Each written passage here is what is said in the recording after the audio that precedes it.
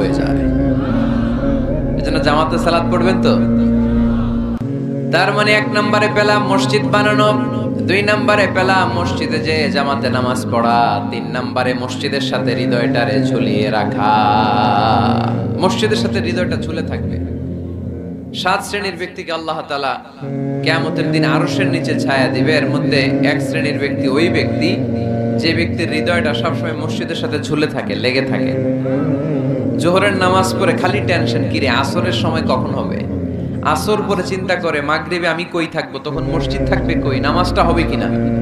মাগরিব পড়ার পরে একটাই চিন্তা, ঘুমের আগে এশাটা যেন ঠিক মতো হয়। ঠিক কিনা? এরকম মুসল্লি আছে না নাই? আল্লাহর হাবিব বললেন, যারা সব সময় হৃদয়টারে মসজিদের সাথে এইভাবে লাগিয়ে রাখে, আরশের নিচে তাদেরকে সেদিন ছায়া দিবে কে? আল্লাহর আরশের ছায়া ছাড়া ওই দিন আর কোনো ছায়া থাকবে নাকি? আকাশের সূর্য মাথার কাছে নেমে আসবে, জমিনটারে তামার জমিন বানিয়ে দেওয়া হবে। জিহ্বাটা তৃষ্ণার চোটে বের হয়ে নাভি পর্যন্ত কুকুরের মতো ঝুলতে থাকবে। মানুষগুলো চিৎকার মারবে, কোনো ছায়া নাই আরশের ছায়া ছাড়া। ওই আরশের ছায়ার নিচে ওই ব্যক্তিকে আল্লাহ ছায়া দিবেন যার হৃদয়টা মসজিদের সাথে লেগে থাকে, সব সময় মসজিদের সাথে মনটা পড়ে থাকে। এরকম আছে না নাই? মসজিদে বারবার কেমন পড়ছে, ইন্নাল্লাহা ইয়া'মুরু বিল আদলি ওয়াল ইহসান ওয়া ইতা'i যিল কুরবা ওয়া ইয়ানহা আনিল ফাহশাই ওয়াল মুনকারি ওয়াল বাগি ইয়া'iদুকুম লা'আল্লাকুম তাযাক্কারুন। মুখস্থ আছে না সবার? আসুন আমরা এই আয়াতের সরল অর্থ, এর মর্মবাণী, এর সংক্ষিপ্ত তাফসীর সবাই মিলে আজকের এই প্রোগ্রাম থেকে উদ্ধার করার চেষ্টা করি। আপনারা মনোযোগী আছেন তো? ইনশাআল্লাহ। এই আয়াতটা অনেক কম্প্রিহেন্সিভ একটা আয়াত। সাইয়েদনা আব্দুল্লাহ ইবনে মাসউদ রাদিয়াল্লাহু তাআলা আনহু উনি বলেছেন, ইন্নাহা মিন আজমাই আয়াতিল কুরআন। এটা কোরআনের সবচেয়ে জামে মানে আয়াত। যদিও ছোট্ট আয়াত, অল্প কিছু কথামালা, কিন্তু তিনি বলতেন এটা কোরআনের সবচাইতে জামে মানে সবচেয়ে কম্প্রিহেন্সিভ একটা আয়াত, যেখানে কথা কম, শব্দ কম, কিন্তু এটার দোতনা, এটার আবেদন, এটার মিনিং অনেক বেশি। সুবহানাল্লাহ। এই আয়াতে আল্লাহ তাআলা বেসিক্যালি আমাদেরকে 3টা বিষয়ে আদেশ করেছেন আর 3টা বিষয়ে বারণ করেছেন, মানে নিষেধ করেছেন। আওয়াজ করে বলুন, আদেশ করেছেন কয়টা?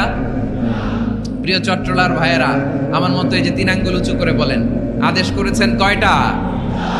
আবার নিষেধও কয়টা? মানবো তো আমরা ইনশাআল্লাহ? বলেন সবাই। 3 do's and 3 don'ts, do's and don'ts। 3টা আদেশ, 3টা নিষেধ। এই 3টা আদেশ আর 3টা নিষেধের ভেতরে আল্লাহ তাআলা গোটা ইসলামী শরিয়ার মূল নির্যাসকে ঢুকিয়ে দিয়েছেন। সুবহানাল্লাহ।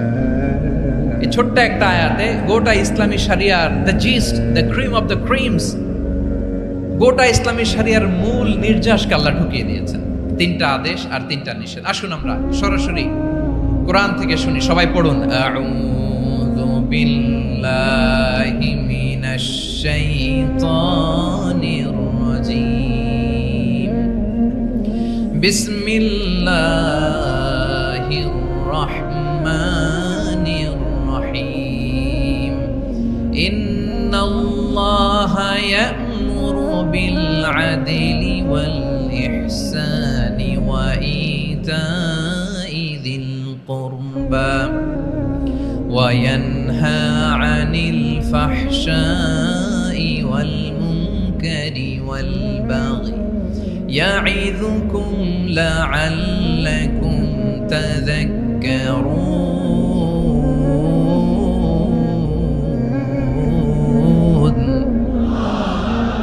আল্লাহ তাআলা ইরশাদ করছেন, ইন্নাল্লাহা ইয়া'মুরু বিল আদলি ওয়াল ইহসান। নিশ্চয় আল্লাহ তাআলা তোমাদেরকে ন্যায় বিচারের আদেশ দেন, সদাচরণের আদেশ দেন, নিকটাত্মীয়দেরকে দানের আদেশ দেন। আদেশ কয়টা? আওয়াজ করে সবাই বলুন তো কয়টা? নিশ্চয় আল্লাহ তাআলা তোমাদেরকে ন্যায় বিচারের আদেশ দেন, সদাচরণের আদেশ দেন, তিনি তোমাদের নিকটাত্মীয়দেরকে দানের আদেশ দেন, আর তিনি তোমাদেরকে অশ্লীলতা থেকে নিষেধ করেন, মন্দ কাজ থেকে নিষেধ করেন, অবাধ্যতা সীমা লঙ্ঘন থেকে নিষেধ করেন। তিনি তোমাদেরকে উপদেশ দেন যাতে তোমরা শিক্ষা গ্রহণ করো। সুবহানাল্লাহ। উপদেশ দিচ্ছে স্বয়ংকে, তিনটা জিনিসের আদেশ। ইয়ামুরু বিল আদল, সুবিচার ন্যায় বিচারের আদেশ তিনি দেন। ইহসানের আদেশ দেন, যাতে আমরা ইহসান করি, একে অপরের প্রতি সুবিচার করি, মহানুভবতা দেখায়, অনুগ্রহ দেখায়, আর নিকট আত্মীয়দেরকে যেন আমরা দান করি। এই তিনটা আদেশ তিনি দিয়েছেন। আর কোন তিনটা জিনিস থেকে তিনি বারণ করেছেন?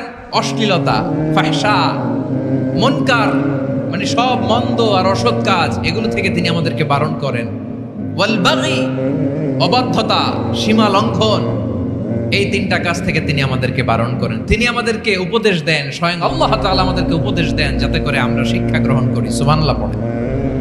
তাহলে আসুন আমরা ধরে ধরে একটা একটা করে সামনের দিকে আগাই। আল্লাহ তাআলা প্রথমে আমাদেরকে আদেশ দিয়েছেন আদালের। ইন্নাল্লাহা ইয়া'মুরু বিল আদল। আওয়াজ করে বলুন আল আদাল। সবাই পড়ুন আল আদাল। আমরা উর্দু জানি, হিন্দি জানি, অনেকে ইংরেজিও জানি, কিন্তু আরবি শব্দগুলো আমাদের মুখ দিয়ে বেরোতে চায় না। আওয়াজ করে বলুন আল আদাল। মাশাআল্লাহ। ইন্নাল্লাহা ইয়া'মুরু বিল আদল। আল্লাহ তাআলা আমাদেরকে আদলের আদেশ দেন। আদল অনেকে না বুঝলেও আদালত শব্দটা বুঝবেন। আদালত, আদালত, আদালত বুঝেন না? যেখানে বিচার কার্যের ফয়সালা করা হয়, কোর্ট কাছারি, আদালত, এটা তো ভেরি কমন। এটা শুনছেন না সবাই? আদালত, যেখানে ন্যায় বিচার হবে, সুশাসন হবে। কিন্তু ভাগ্যের কি নির্মম পরিহাস, ওখান থেকে মিথ্যা সাক্ষী দিয়ে মনমতো রায় দিয়ে দেয়া হয়। এগুলোর পরিবর্তন হওয়ার দরকার আছে না নাই? প্রিয় ভাইয়েরা, আদালত, আল আদল, ইংরেজিতে বলে জাস্টিস, ন্যায় বিচার, সুবিচার, সুশাসন, জাস্টিস, আল আদল। সব জায়গায় এই জাস্টিস থাকা দরকার। Justice should be prevail in the society. The mission of all prophet was to uphold the justice. সব নবীর মিশন ছিল এই জাস্টিসকে, আদালকে, সুশাসন আর সুবিচারকে নিশ্চিত করা। পড়েন সুবহানাল্লাহ। And the core message of every divine scripture was to uphold justice. পৃথিবীর সব আসমানি কিতাবের মূল শিক্ষা ছিল এই জাস্টিসকে সমাজে এনশিওর করা, সুবিচার, সুশাসনকে এনশিওর করা। তাহলে প্রিয় ভাইরা, আমরা বুঝতে পারলাম আল আদল শব্দের মানে হচ্ছে ইনসাফ বা সুবিচার বা ন্যায় বিচার। এটা হচ্ছে একটা general meaning, very general meaning. আপনি যদি ইন ডেপথ বুঝতে চান, আরো ভেতরে যান, তাহলে আদল মানে হচ্ছে সমন্বয়, আদল মানে হচ্ছে ভারসাম্য, ব্যালেন্স। আদল মানে হচ্ছে মধ্যম পন্থা। সুবহানাল্লাহ পড়েন। কারণ সব সময় সমান সমান হইলেই সুবিচার হয় না। কথা কি বুঝতেছেন? ইসলামের দ্য কনসেপ্ট অফ আদল, এটা এমন আদল, এটা সব সময় সমান সমান নয়। যখন সমান সমান দেয়া দরকার, ইসলাম সমান সমান দেয়। যখন ব্যালেন্স করা দরকার, চেক এন্ড ব্যালেন্স, সমন্বয়, ভারসাম্য করা দরকার, তখন ইসলাম ভারসাম্য করে দেয়। এটার নাম আদল। সুবহানাল্লাহ। সহজ করে আপনাদেরকে বুঝাই। যেমন ধরুন, একটা পরিবারের 3 জন সদস্য, স্বামী, স্ত্রী আর সন্তান। তাদের সকালবেলার ব্রেকফাস্টে স্বামীর, সকালের নাস্তায় স্বামীর 3টা রুটি লাগে, স্ত্রীর 2টা লাগে, আর সন্তানের 1টা রুটি লাগে। এখন আমি যদি সমান সমান করে আদল করতে চাই, সবাইকে যদি 3টা করে রুটি দেই, তাহলে স্বামী বেচারার জন্য ঠিক আছে? কি বলেন? কথা কি বুঝতেছেন না কষ্ট হয়ে যাচ্ছে? যদি সমান সমানের নিয়মে আগাই, তাহলে 3টা করে যদি রুটি দেই, স্বামীর জন্য ওকে, কিন্তু স্ত্রীর জন্য 1টা বেশি হয়ে যায়। আর সন্তানের জন্য কয়টা বেশি হয়? আচ্ছা, এই তো বুঝতেছেন, মাশাআল্লাহ। আচ্ছা, 2টা করে যদি সবাই রে দেয় সমান সমান নীতিতে, তাহলে স্ত্রীর জন্য, স্ত্রী বেচারির জন্য ঠিক আছে, কিন্তু স্বামীর কয়টা কম পড়ে? আর সন্তানের বেশি হয়ে যায় কয়টা? আচ্ছা, সমান সমান নীতিতে সবাইকে যদি সকালের নাস্তার জন্য 1টা করে রুটি দেই, সন্তানের জন্য ঠিক আছে, কিন্তু স্ত্রী বেচারির কম পড়ে কয়টা? স্বামীর কম পড়ে কয়টা? 2টা। কথা কি বুঝতেছেন? আর আমি যদি স্বামীকে দেই 3টা, স্ত্রীকে দেই 2টা, আর সন্তানকে দেই 1টা, তাহলে কারো অপচয় হবে না। যার যতটুকু দরকার ঠিক ততটুকুই কাজে লাগবে। চিল্লায় বলেন ঠিক কিনা? এটাই হচ্ছে ইসলামের আদল, যেখানে যার যতটুকু দরকার তাকে সেখানে ঠিক ততটুকু দিয়ে দেওয়ার নামই হচ্ছে আদল। চিল্লায় পড়েন আল্লাহু আকবার। রব্বুল আলামিন বলেন, ইউসিকুমুল্লাহু ফি আওলাদিকুম লিযযাকারি মিসলু হাযযিল উনসায়াইন। আল্লাহ তোমাদেরকে ওসিয়ত করেন, তোমাদেরকে আদেশ দেন, উত্তরাধিকার সম্পদ যখন বন্টন হবে ছেলেরা যতটুকু পাবে মেয়ে পাবে তার অর্ধেক। সুবহানাল্লাহ বলেন। দেখেন ছেলে যতদূর মেয়ে অর্ধেক, ছেলে ডবল পাবে। আপাত দৃষ্টিতে মনে হয় এখানে অবিচার হয়েছে, কিন্তু আসলে কি অবিচার হয়েছে? আপনি বিয়ের ক্ষেত্রে যান, ওইখানে আবার ছেলে মোহরানা দেয়, মেয়ে সেখানে মোহরানা পায়। তাহলে চেক এন্ড ব্যালেন্স, ভারসাম্য, ব্যালেন্স, মধ্যম পন্থা এখানে আছে না নাই? এটাই হচ্ছে ইসলামের আদল। আল্লাহ তাআলা এই আদলের আদেশ দিয়েছেন, সুবিচার, ন্যায় বিচার, সুশাসন এবং ভারসাম্যের আদেশ দিয়েছেন। প্রিয় ভাইয়েরা, একটি শান্তিময় সমাজ, একটা সমৃদ্ধ সমাজ, একটা মানবিক সমাজ যদি আমরা পেতে চাই, এই আয়াতের মধ্যে যতগুলো পয়েন্ট আছে সবগুলোর বাস্তবায়ন লাগবে। কথা বুঝতে পেরেছেন? বলেন, আওয়াজ করে বলেন, আমরা একটা শান্তির সমাজ চাই কি চাই না? আমরা একটা সমৃদ্ধ বাংলাদেশ চাই কি চাই না? আমরা একটা মানবিক বাংলাদেশ চাই কি চাই না? এই আয়াতে আল্লাহ তাআলা একটা মানবিক সমাজের রূপরেখা টেনেছেন। তার প্রথম কথা হচ্ছে ইন্নাল্লাহা ইয়ামুরু বিল আদল। আল্লাহ তাআলা তোমাদেরকে আদলের নির্দেশনা দেয়, সুবিচার, সুশাসনের নির্দেশনা দেয়। যে সমাজে আদল থাকে না সেই সমাজে জুলুম মানুষের ঘাড়ে চেপে বসে। আদলের বিপরীত হচ্ছে জুলুম। আদলের বিপরীত কি? জুলুম বা জাওর, অত্যাচার, অবিচার, বৈষম্য। এই যে বৈষম্য বিরোধী ছাত্র আন্দোলন কেমন পড়ছে? এই যে একজন সমন্বয়ক তো দেখা করলো আমার সাথে। জুলুম মানে হচ্ছে বৈষম্য। বৈষম্যের স্থান ইসলামে নাই, অবিচারের স্থান ইসলামে নাই, জুলুমের স্থান ইসলামে নাই। আল্লাহ তাআলা বলেন যে আমি জুলুমকে নিজের জন্য হারাম করেছি এবং তোমাদের জন্য হারাম করেছি।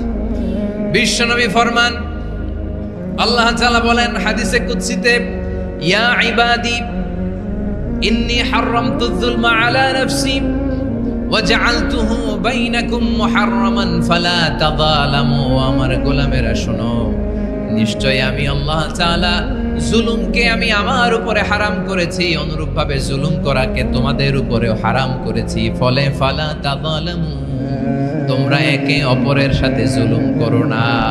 নির্দেশনাটা কার?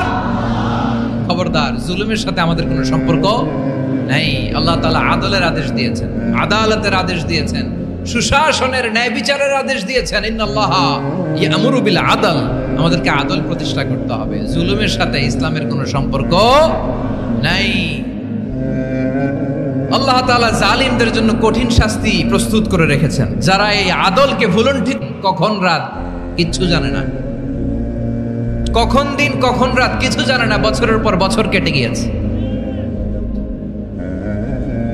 এক্সট্রা জুডিশিয়াল কিলিং এর কোনো হিসাব নাই, বিচার বহির্ভূত হত্যা, এনফোর্স ডিসঅ্যাপিয়ারেন্স, গুম, যেটা সবচাইতে বড় মানবতা বিরোধী অপরাধ। কত মানুষ যে গুম হয়েছে তার কোনো ইয়ত্তা নাই। যেই ফ্যামিলির সদস্য গুম হয়েছে তারা কি ওই লোকটার জন্য মাগফিরাতের দোয়া করবে নাকি সুস্বাস্থ্যের দোয়া করবে তারা নিজেরাও জানতো না, কারণ জানে না ও বেঁচে আছে না মরে গেছে। আহা, বিডিআর নওজোয়ানদের যারা ছাড়া পেল দেখলাম, বিনা অপরাধে, কোনো অন্যায় ছাড়া, অপরাধ ছাড়া তাদের জীবন থেকে, তাদের তারুণ্যের, তাদের যৌবনের 15 বছর, 16 বছর, 17 বছর নাই, 6 মাস বয়সের ছোট বাচ্চাকে রেখে জেলে গেছে। 6 মাসের মেয়ে বেরোয় দেখে মেয়ের বয়স 17 বছর। মেয়ে বাবারে চিনে না, বাবা মেয়েরে চিনে না। মেয়েকে এখন বিয়ে দিয়ে আরেক ছেলের হাতে তুলে দিবে। মেয়ের শৈশব বাবা দেখে নাই, মেয়ের কৈশোর বাবা দেখে নাই, মেয়ের তারুণ্য দেখে নাই। আরেক যুবককে দেখলাম 14 বছরের 14 দিনের সংসার, 2 সপ্তাহের সংসার শেষে জেলে গেছে। কত যুবকের যে স্ত্রী চলে গিয়েছে ফ্যামিলি ছেড়ে, কারণ জানে না তো কবে আসবে, কি হবে, কেউ জানতো না। দাম্পত্য জীবনের মাত্র 14 দিনের স্মৃতি, এই স্মৃতিকে আঁকড়ে ধরে এক বোন 16টা বছর, 17টা বছর কাটিয়ে দিয়েছে। আমি নিউজটা দেখে ভাবলাম, আমার এই বোনের প্রতিটি দিন কিভাবে কেটেছে, প্রতিটি রাত কিভাবে কেটেছে, প্রতিটি ক্ষণ কিভাবে কেটেছে। বিশ্বনবী বলেছেন, ইত্তাকি দাওয়াতাল মাজলুম ফাইন্না লাইসা বাইনাহু ওয়া বাইনাল্লাহি হিজাব। মাজলুমের কান্নাকে ভয় করো, কারণ মাজলুমের কান্না আর আল্লাহর মাঝে কোনো পর্দা থাকে না। আমরা আর এরকম কোন জুলুম বাংলাদেশে দেখতে চাই না, জোরে বলেন ঠিক কিনা? আর কেউ নতুন করে জালিম হোক আপনারা চান? আবার নতুন করে কেউ ফ্যাসিস্ট হোক আপনারা চান? এক দল আরেক দলকে নিশ্চিহ্ন করার রাজনীতিতে মেতে উঠুক, এটা আপনারা চান? আমরা বাংলাদেশকে আদল দিয়ে সাজাতে চাই। আমরা এই 56,000 বর্গ মাইলের প্রতিটা ইঞ্চি মাটিকে কোরআনের আইন দিয়ে সাজাতে চাই। রাজি আছেন আপনারা? কারা কারা রাজি দেখান হাত তুলে আল্লাহকে।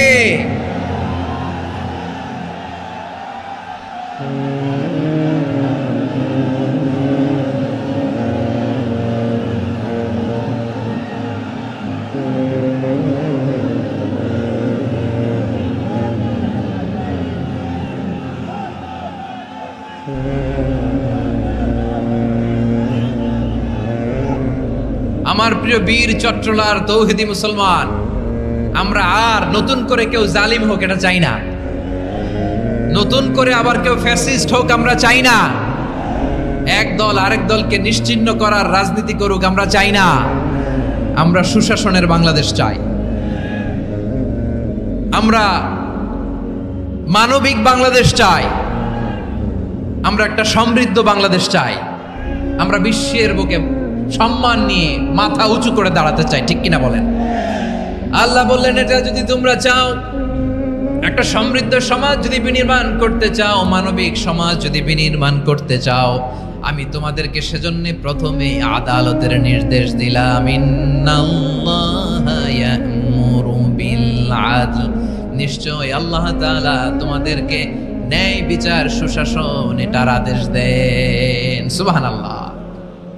আদাল, ন্যায় বিচারের আদেশ আল্লাহ তাআলা কোরআনের বিভিন্ন আয়াতে দিয়েছেন। আল্লাহ তাআলা বলছেন, ইন্নাল্লাহা ইয়া'মুরুকুম আন তুআদ্দুল আমানাতি ইলা আহলিহা ওয়া ইযা হাকামতুম বাইনান নাসি আন তাহকুমু বিল আদল ইন্নাল্লাহা নি'ম্মা ইয়া'iযুকুম বিহি ইন্নাল্লাহা কানা সামিআন বাসীরা। আল্লাহ তাআলা বললেন,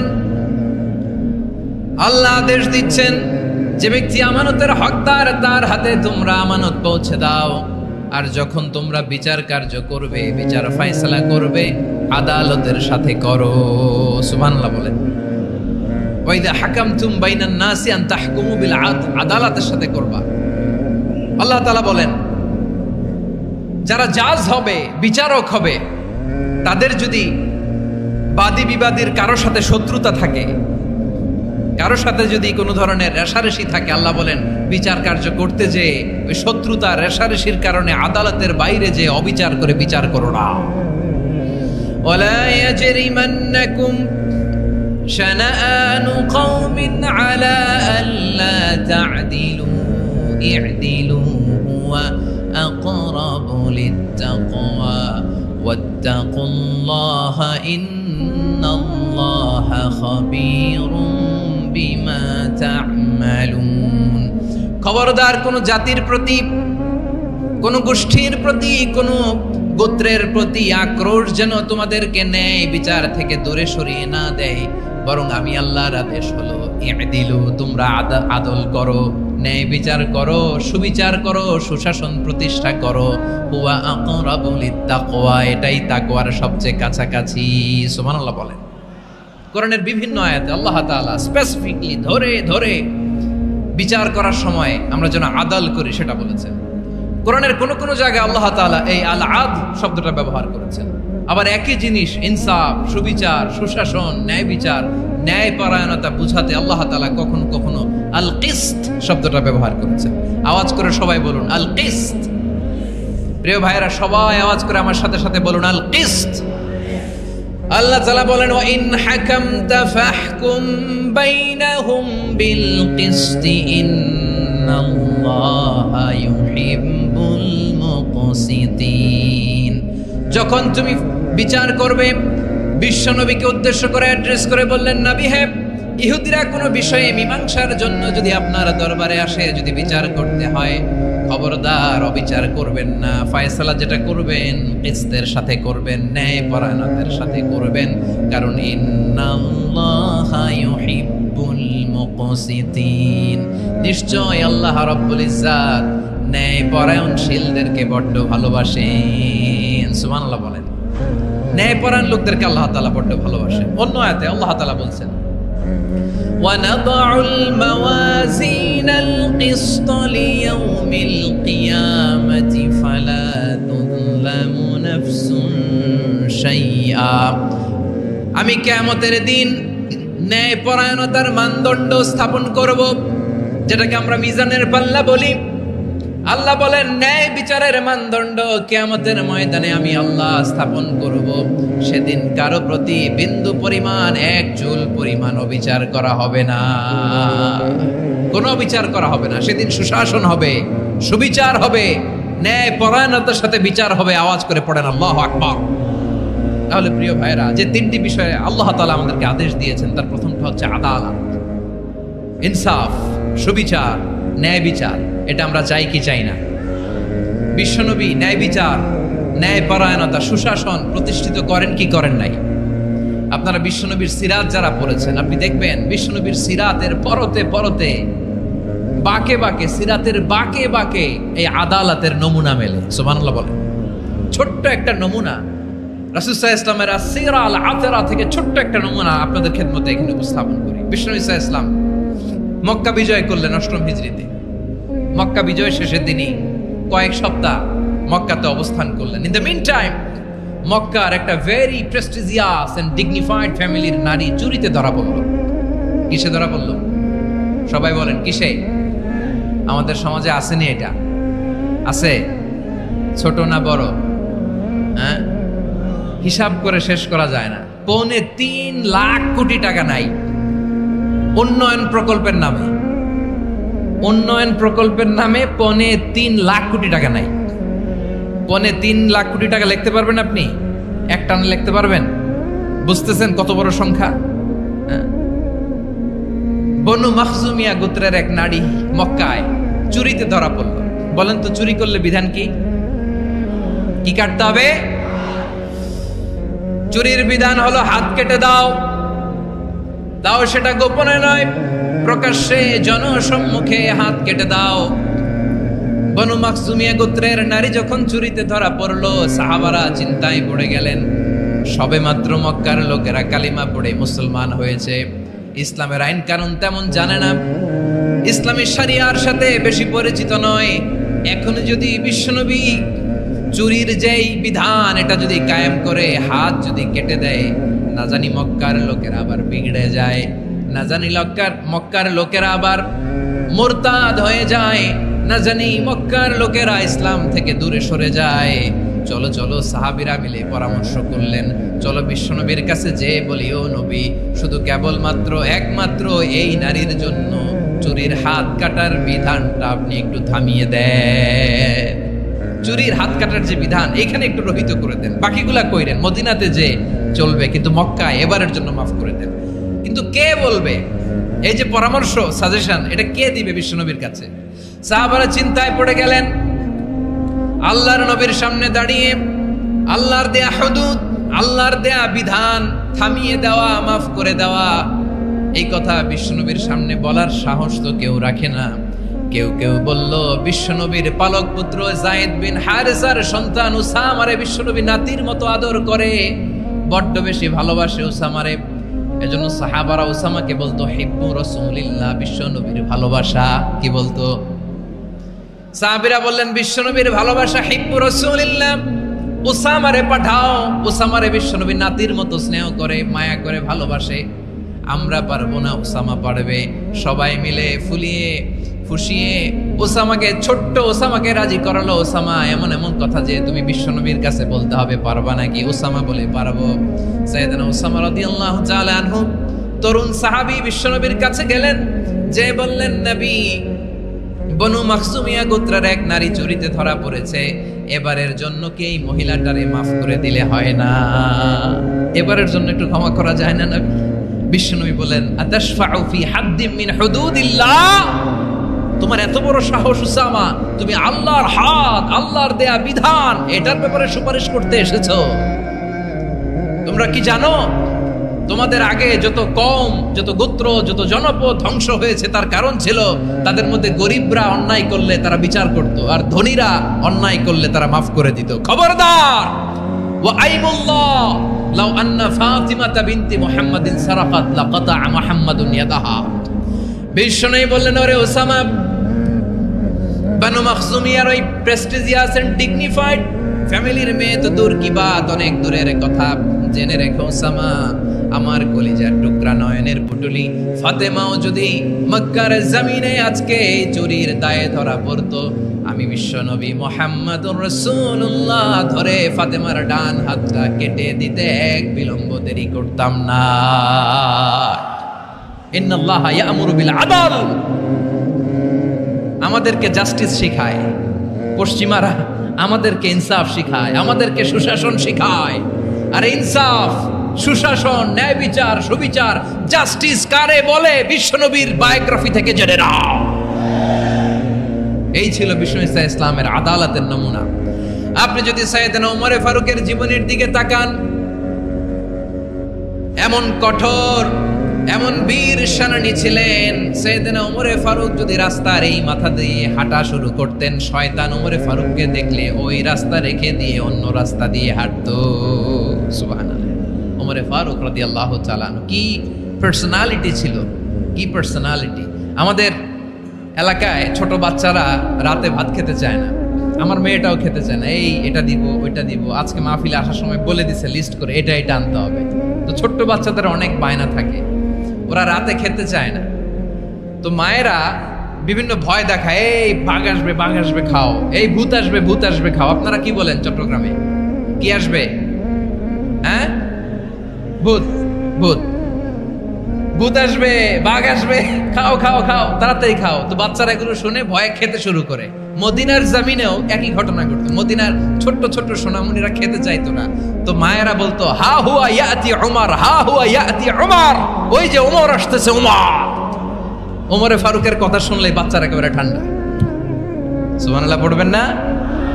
প্রভু তুমি বলেছ রাসূল দেবে না, বলনি দেবে না ওমর, বলনি দেবে না হামজা তারি, খালিদ বিজয় সমর।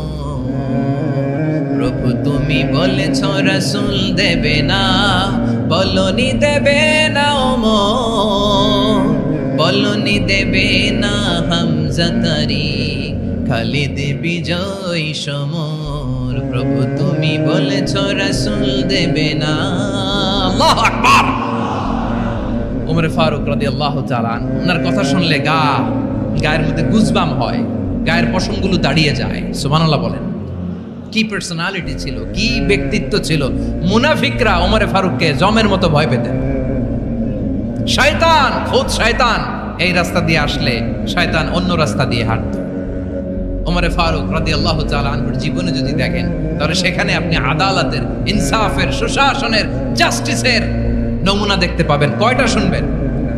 সাইয়েদনা ওমর ফারুকের রাদিয়াল্লাহু তাআলা আনহুর সন্তান আব্দুর রহমান মিশরে মদ খেয়ে মদ্যপ অবস্থায় ধরা পড়েছে। মদ খাওয়ার কারণে, মদ যদি কেউ পান করে আর যদি প্রমাণিত হয়, তার বিচার হলো 80 বেদ। আওয়াজ করে বলেন কয় বেদ? বাংলাদেশেও তো এই আইন আছে নাকি? বাংলাদেশে আছে? হ্যাঁ, মদ খাইলে 80 বেদ। এই আইন বাংলাদেশে চালু হোক, আমরা চাই কি চাই না? চাই সবাই। এজন্যই তো ইসলাম ভাল লাগে না। ইসলামকে ভাল লাগে না। ইসলামকে আউট করে রাখতে পারলেই তো এরকম বড় বড় বোতল খাওয়া যায়। একেবারে সহজ, পানির মতো সহজ হিসাব, একেবারে সহজ। ওমর ফারুক রাদিয়াল্লাহু তাআলা আনহুর ছেলে ভুল করে মদ পান করে ফেলেছিলেন। আব্দুর রহমান, ঘটনা ঘটেছে মিশরে। মিশরের গভর্নর তখন আমর ইবনে আস রাদিয়াল্লাহু তাআলা আনহু। আব্দুর রহমানের ভাই যে গভর্নরকে বলল, গভর্নর যদি একটু দয়া করেন, খলিফার ছেলে আমার ভাই আব্দুর রহমান মদ্যপ অবস্থায় ধরা পড়েছে, জনসম্মুখে যদি আপনি বেত্রাঘাত করেন আমাদের প্রেস্টিজ থাকে না, যদি আশীর্বাদ আপনি মারেন আমার কোনো কথা নাই, কিন্তু ঘরের ভেতরে মারেন।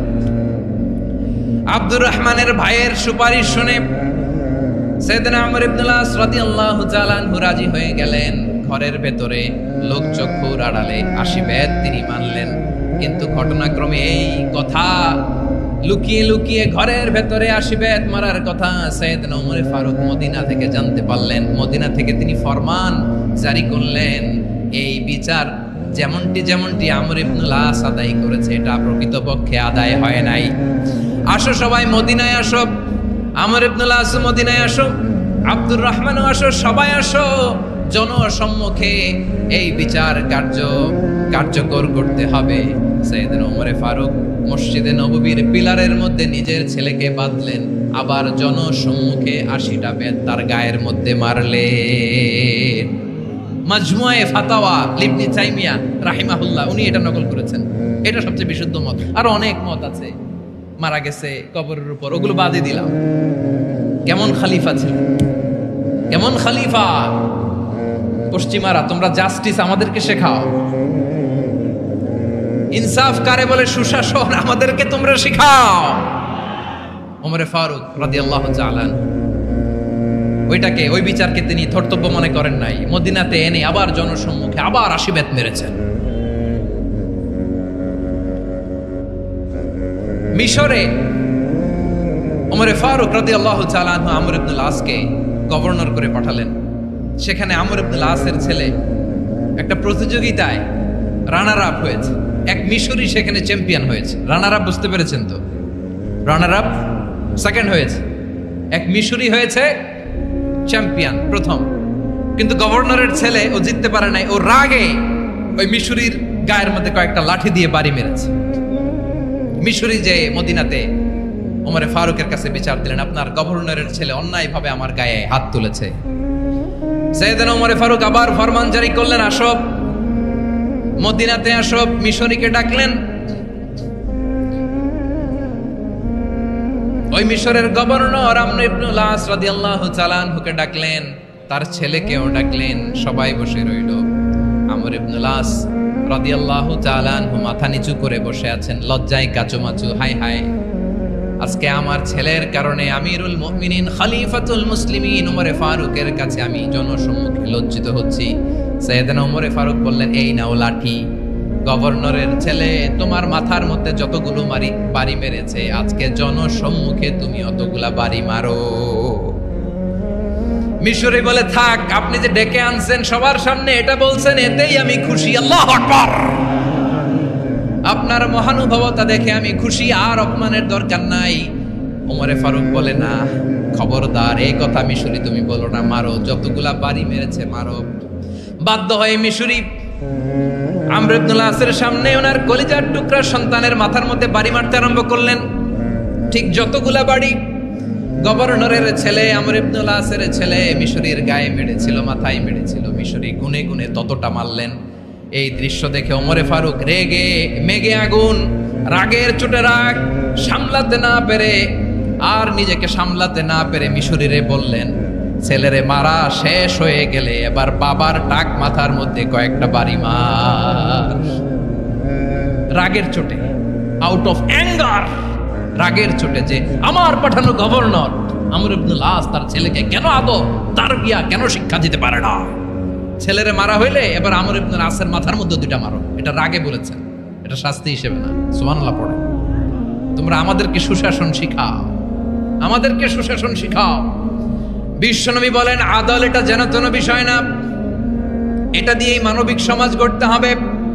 আল্লাহ তাআলা কিয়ামতের কঠিন ময়দানে যেদিন স্বামী স্ত্রীকে চিনবে না, স্ত্রী স্বামীকে দেখে পালিয়ে যাবে, বন্ধু বন্ধুরে চিনবে না, পীর সাহেব মুরিদরে চিনবে না, মুরিদ পীর সাহেবরে চিনবে না, দলের কর্মী তার নেতারে চিনবে না, নেতা তার কর্মীরে চিনবে না, বন্ধু বন্ধুরে দেখে পালাবে। কঠিন মুহূর্তে সূর্যটা মাথার কাছে চলে আসবে, জমিনটা তামার জমিন হবে, আজকের জমিনের মতো নয়। মানুষ ঘর্মাক্ত, ক্লান্ত, শ্রান্ত মাথার মগজগুলো কানের ছিদ্র আর নাকের ছিদ্র দিয়ে বেয়ে বেয়ে পড়বে। বিশ্বনবী ফরমান, কিয়ামতের ওই কঠিন ময়দানে 7 শ্রেণীর ব্যক্তিকে রব্বুল আলামিন তার আরশের নিচে ছায়া দিবেন। তার মধ্যে প্রথম শ্রেণীর ব্যক্তি হলো ইমামুন আদিল। ইমামুন আদিল, ন্যায়পরায়ণ শাসক,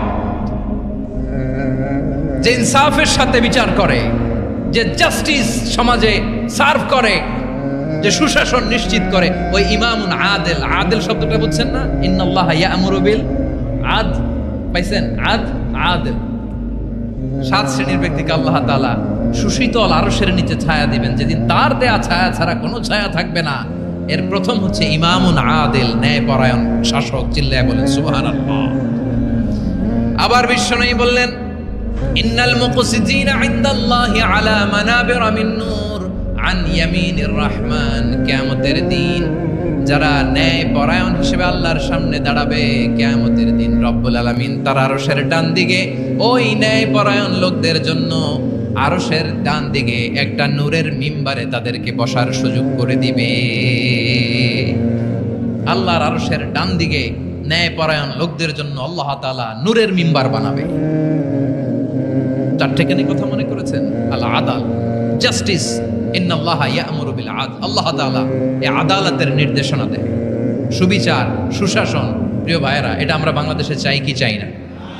এই যে অরাজকতা, এই যে অন্যায়, এই যে জুলুম, এই যে ইনকনসিস্টেন্সি সমাজের অসঙ্গতির প্রধান কারণ জাস্টিস নাই, সুবিচার নাই, সুশাসন নাই। শেষবারের মতো আওয়াজ করে বলেন তো, আমরা বাংলাদেশে আদল চাই কি চাই না? তাহলে প্রথম নির্দেশনা শেষ, আল্লাহ তাআলা তোমাদেরকে আদলের আদেশ দেন। এরপরে আল্লাহ বললেন, আমি তোমাদেরকে ইহসানের আদেশ দেই। ইন্নাল্লাহা ইয়া'মুরু বিল আদলি ওয়াল ইহসান। আমি তোমাদেরকে যেমনি আদলের নির্দেশনা দেই, তেমনি ভাবে তোমাদেরকে ইহসানের নির্দেশনা দেই। ইহসান, আওয়াজ করে সবাই বলেন তো ইহসান। সবাই বলেননি, সবাই বললে এতটুকু আওয়াজ হবে আমি বিশ্বাস করি না। আওয়াজ করে বলুন আল ইহসান। ইহসান মানে কারো প্রতি সফট হার্টেড হওয়া, মহানুভব হওয়া, অনুগ্রহ পরায়ণ হওয়া, অনুগ্রহশীল হওয়া, একে অপরের প্রতি দয়াদ্র হওয়া।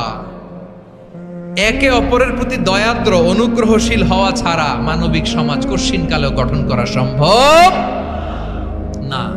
প্রিয় ভাইয়েরা,